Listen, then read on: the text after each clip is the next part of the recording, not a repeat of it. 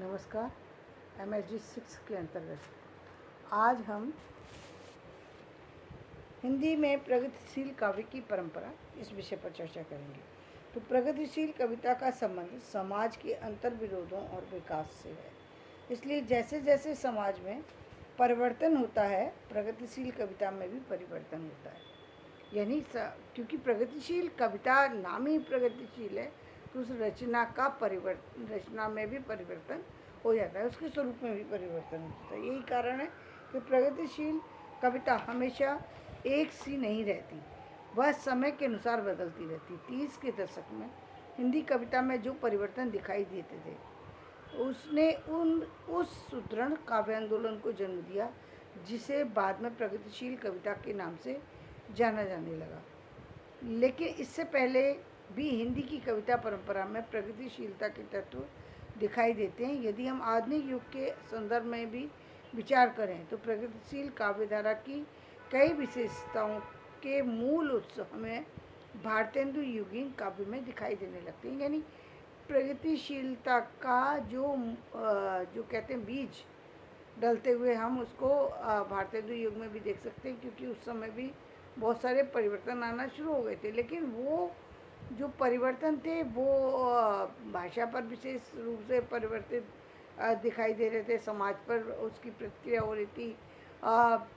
साहित्य के जो गद्य और पद्य जो दो विधाएं, उसमें गद्य पर उसके रूप नज़र आ रहे थे, गद्य के परिवर्तन नज़र आ रहे थे। गद्य के परिवर्तन यानी गद्य में उपन्यास है तो बहुत तरह के उपन्यास लिखे जा रहे थे। अब जैसे जासूसी उपन्यास चंद्रकांता देखा जाए तो वो भी एक तरीके से प्रगतिशीलता का एक रूप हम देख सकते हैं उसको, क्योंकि उसमें जिस तरीके से समाज को और सामाजिक स्थितियों को और जिस तरीके से जासूसी रहस्यमय दुनिया को जिस तरीके से प्रस्तुत किया है, इससे पहले कभी नहीं हुआ।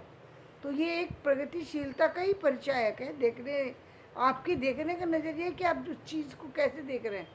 काव्य में भी उन चीज़ों का परिवर्तन होने लगा था। पहले काव्य जो कहा जा रहा था वो किसी अलग तरीके से कहा जा रहा था, और भारतेंदु युग में जो भारतेंदु जी ने खुद काव्य की जो रचना की है वो कहीं प्रगतिशीलता से जुड़ी हुई दिखाई देती है। तो यदि हम आधुनिक युग के संदर्भ में विचार करें तो प्रगतिशील काव्यधारा की कई विशेषताएं के मूल उत्साह में भारतेंदु युगीनी काव्य में भी दिखाई देने लगती है। मतलब राष्ट्रीयता की भावना की अभिव्यक्ति इसी युग में प्रकट होने लगती है। इसी प्रकार द्विवेदी युग में न सिर्फ इस भावना का विकास हुआ, बल्कि नव जागरण के प्रभाव से विस्तार के साथ ये प्रश्न तीव्र स्वर में उभरने लगा कि हम क्या थे और क्या हो गए और क्या होंगे अभी। इस भावना ने कई ऐसे सामाजिक सवालों को कविता का विषय बनाने के लिए प्रेरित किया जो इससे पहले कभी नहीं उठाए गए थे। प्रगतिवाद से पूर्व सबसे शक्तिशाली काव्यधारा छायावाद की प्रगतिशील भूमिका पर प्रगतिशील आलोचकों ने विस्तार से प्रकाश डाला। उन्होंने छायावाद के विकास को स्वाधीनता संघर्ष के साथ जोड़कर देखा और कहा कि अंतर्विरोध उस दौर की स्वाधीनता आंदोलन में थे। यानी उन्होंने ये देखा कि छायावाद में स्वाधीनता संघर्ष, स्वाधीनता यानी खुद की मुक्ति की लड़ाई हो रही थी। एक तरफ तो राष्ट्रीय मुक्ति की बात थी, लेकिन व्यक्ति खुद भी कहीं ना कहीं स्वतंत्र होना चाहता था, वो परतंत्र था। यानी फैमिली के कारण से, जातियों के कारण से, किसी और चीज़ों, कहीं ना कहीं अपने आप को बंधा हुआ फील करता था। कहीं जमींदारी प्रथा के कारण से उसका अपने पास अपनी चीज़ें होते हुए भी उनको अपने ढंग से वो यूज़ कर सके, ऐसे राइट्स नहीं थे। और फिर दूसरे राइट्स हो या ना हो, व्यक्ति के अंदर खुद से वो चीज़ों से लड़ने की सामर्थ्य, क्योंकि जब भी आप किसी नए काम को करते हैं तो ये समाज उसको जल्दी एक्सेप्ट नहीं करता।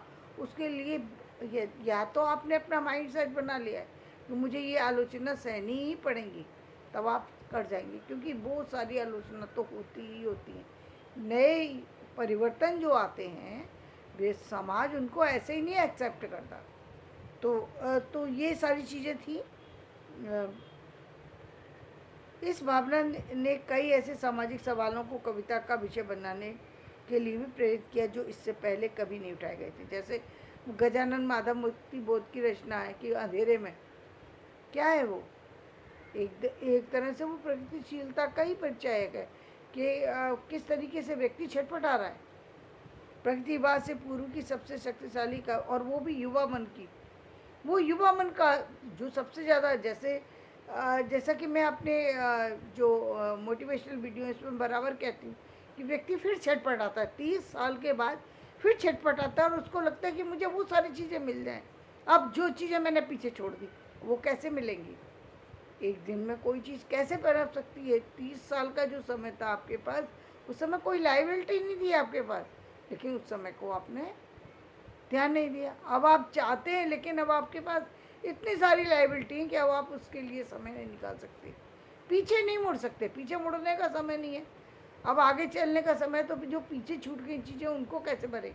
जो पीछे गैप बड़े बड़े दिखाई देते हैं, उनके लिए लोगों को सालों साल बहुत सारी आलोचनाओं को सहना पड़ता है, और उनको कई बार तो जिंदगी तक निकल जाती है व्यक्ति को उन आलोचनाओं को बर्दाश्त करना पड़ता है।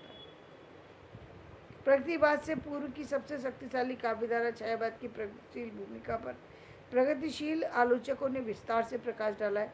उन्होंने छायावाद के विकास को स्वाधीनता संघर्ष के साथ जोड़कर देखा और कहा कि अंतर विरोधों और स्वाधीनता आंदोलन में थे वे ही छायावाद में भी प्रकट हो रहे थे। डॉक्टर रामविलास शर्मा के अनुसार हिंदी साहित्य का वह रूप जिसे हम छायावाद कहते हैं, स्वाधीनता आंदोलन की इस मंजिल को इसकी तमाम असंगतियों और अंतर विरोधों के साथ प्रकट करता है। छायावादी साहित्य में जहाँ एक तरफ नया उल्लास, नए विकास और नए प्रसार की कामना, देश की भक्ति, नई प्रेरणा, समानता, विश्व बंधुत्व आदि के भाव है, वहाँ दूसरी तरफ उसमें पलायन, रहस्यवाद, प्राचीनता, प्रेम, निराशा, व्यक्तिवाद, काल्पनिक स्वर्ग रचना आदि कई प्रवृत्तियाँ भी मौजूद हैं। इसके कारण टिप्पणी करते हुए उन्होंने लिखा है कि किसी भी देश के राष्ट्रीय आंदोलन में जिसमें आम जनता ने क्रांतिकारी वर्ग संगठनों का अभाव होगा, पलायन, निराशा, प्राचीनतावाद के भाव लाजमी तौर से उठेंगे। यानी पलायन शब्द से ही जो है वो, जैसा कि मैंने आपको बताया कि पलायन की जो स्थिति आती है, जैसे जब हम कहते हैं क्रांतिकारी वर्ग संगठनों का अभाव होगा, जैसा और जब होगा पलायन, निराशा, प्राचीनतावाद के भाव लाजमी उठेंगे। तो ये भाव कब उठते हैं व्यक्ति के मन में? जब बहुत सारी परेशानियों से घिरा हो, तो वो चाहता है कि अब मैं इन परिस्थितियों से पलायन कर जाऊं, तो वो भागता है यहाँ और वहाँ छटपटाता हुआ। जैसा मैंने अभी कुछ पल पहले ही अपना एक मोटिवेशनल वीडियो दिया जिसमें मैंने कहा कि व्यक्ति सोचता है कि मैं एक जगह से दूसरी जगह चला जाऊंगा, दिल्ली से मुंबई चला गया और मुझे शांति मिल जाएगी। शांति नहीं मिल सकती, आपके कर्म आपके साथ चलेंगे। अब आपने पलायन किया ना, निराशा, प्राचीनतावाद, ये भाव आपके अंदर इसलिए आए क्योंकि आपके ही कर्म है ना, आपने उस समय ध्यान नहीं दिया, आप ध्यान दे रहे हैं। आप ध्यान देने से वो चीज़ें तो नहीं बदलेंगी, अब उन परिस्थितियों का सामना करना ही करना पड़ेगा। तो डॉक्टर नामवर सिंह ने छायावाद को उस राष्ट्रीय जागरण की काव्यात्मक अभिव्यक्ति कहा जो एक और पुरानी रूढ़ियों से मुक्ति चाहता है, दूसरी ओर विदेशी पराधीनता से। तो वो उस समय जो था वो क्या था, एक तरफ तो रूढ़िवादी, इतनी रूढ़िवादी परिस्थिति है, चीज़ें हैं कि सालों साल से चल रही है, वो पीछे नहीं छोड़ देंगे। बहुत सारी सी चीज़ें, एक चीज़ नहीं है। और उसी तरीके से विदेशी पराधीनता, क्या वो व्यक्ति अब विदेशी लोगों की से बंधा हुआ फील पाता है। अब उसे मतलब आश्चर्यजनक स्थिति तो ये देखिए आप कि 1900 के दशक में लोगों को पैसे की पता नहीं था, यानी टिकट लेने के लिए उनके पास पैसे नहीं थे, यानी पैसे की वैल्यू जानते ही नहीं थे। भारतीय जनता पैसे की वैल्यू नहीं जानती थी, यानी भारतीय किसान थे ना, वो सामान्य ज़िंदगी जी रहे थे, उनको ये नहीं, आम खास ज़िंदगी से कभी जोड़ा ही नहीं गया। खास ज़िंदगी से जुड़ने के लिए व्यक्ति को शिक्षा की ज़रूरत होती है, शिक्षा से वो वंचित रहा सालों साल। तो जब वंचित रहा तो उसको शिक्षा ही नहीं थी, तो कैसे शिक्षा से जुड़ी चीज़ों का ज्ञान होगा। और विदेशों में शिक्षा थी, शिक्षा की नीतियाँ थी, शिक्षा के लिए कार्य किए जा रहे थे, तो वहाँ के लोगों का विकास बहुत ऊपर स्तर पर था, और भारतीय जनता का जो विकास था वो निम्न स्तर पर था। बेशक हमारे यहाँ कुछ यूनिवर्सिटी हो, उसके कुछ से क्या होता है, आज हमारे भारतवर्ष के अंदर हजारों यूनिवर्सिटियाँ खोली हुई हैं, तो क्या हुआ, फिर भी आवश्यकता है ना, इसका मतलब हमारे पास बहुत सारे स्टूडेंट हैं, बहुत सारे लोग हैं, बहुत सारे लोगों, तो फिर इसका मतलब कि बहुत सारी सी चीज़ें जब एक चीज़ पर कार्य करती हैं तब बदलाव आता है। और आज वही हो रहा है कि आज बहुत सारे से शिक्षा या जो संस्थान हैं वो कार्य कर रहे हैं, शिक्षित लोग कार्य कर रहे हैं, गुरु की भूमिका में आए हुए लोग अपने शिक्षा पर ध्यान दे रहे हैं, अपने कर्मों पर ध्यान दे रहे हैं, अपनी एजुकेशन पे ध्यान दे रहे हैं। जब बहुत सारी चीज़ें एक साथ जुड़ रही हैं तब बदलाव आ रहा है। एक दिन में एक चीज़ से बदलाव नहीं आता, बहुत सारी सी चीज़ें एक साथ जुड़ती हैं तब एक समाज में बदलाव आता है। मतलब हजारों साल पहले छूट गए, 600 के दशक में जो हमारा भारत नीचे की तरफ मुड़ा, वो आज जाके 2022 से उठना शुरू हुआ है। अब उठना शुरू हुआ है, प्रगतिशीलता की बातें होने लगी, लेकिन प्रगतिशील साहित्य की रचना होने लगी, लेकिन प्रगतिशील भारत 2022 के बाद बनना शुरू हुआ है। 2023 प्रगतिशील वर्ष की मैं कहूँगी पहली कड़ी है जबकि भारत जो है प्रगतिशील रास्ते पर चल पड़ा। उसका मानना था कि बुद्धिजीवी वर्ग के नेतृत्व में भारतीय जनता ने अपने राजनीतिक और सामाजिक स्वाधीनता के लिए जो संघर्ष किया था उसके कई पहलुओं को छायावाद की सच्चाई के साथ प्रतिबिंबित किया और यथाशक्ति आगे बढ़ाने में योगदान दिया। तो धन्यवाद।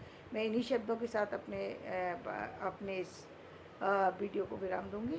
कल हम फिर वापस से इसी सब्जेक्ट पर कल चर्चा करेंगे। तो धन्यवाद। मेरा वीडियो पसंद आया लाइक करें, शेयर करें, सब्सक्राइब करें।